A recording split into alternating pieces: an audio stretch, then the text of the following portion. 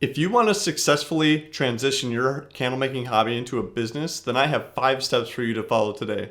Hi, I'm Kevin Fisher, owner of Armitage Candle Company, and I've written a blog about how to get started in the candle making business. So when you want to take it from a hobby into a business, what are the first 5 moves that you can make? Number 1, establish your identity. These are the items on paper that make you who you are. You need a logo. You need a name to operate as. This could be a business. If you are a business, you need to choose a structure, an LLC, or a sole proprietorship, or a corporation if you're feeling crazy. And lastly, you should have some form of insurance ready to go when you want to actually sell candles. Remember, they're a fire hazard, so people burn their houses down. 2, you need to build an exhaustive portfolio of your customer. Who do you want to build your brand? Remember, your customers pick your brand, not you. Your logo is not your brand. Your logo is the reminder of what you promise to the customer with your great products. If you want to get into the $10 to $15 candle range, it's super saturated, but your customer base is actually quite broad. But I want you to think of candle making as dating. You don't just go out and date anybody who will say yes. You have a very selective list of attributes for that person. Your customer is no different. Whoever your customer is, remember, you're not selling them a candle. You're solving a problem or delivering an experience, or in some cases, reinforcing their social status. I preach quality over quantity because remember, 500 customers that keep coming back are always better than 1,000 customers who only buy from you once. 3, I want you to design your product line with extreme focus. So many people get into candle making and they want to make everything for everybody. But remember, you can't sell everything to everybody.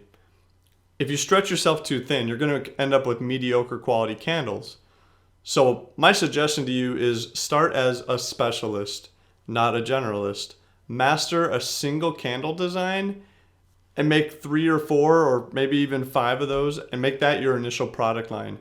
And when that's successful, when you've got a great grasp on that, then expand that out into whatever avenue of candle making that you want to pursue next. If you get super focused on so many products at a time, you never have a chance to build a foundation financially from which you can explore other areas that may or may not succeed. 4, I want you to methodically plan the first 3 months of your business. What do I mean by this? Candle making is likely a passion of yours, but every passion needs a plan. My suggestion is that you map the major categories of your business and you set goals within each of them upon which you can build strategies. You don't need to go all out and write a business plan. For some of us, that might be the best option. That's me.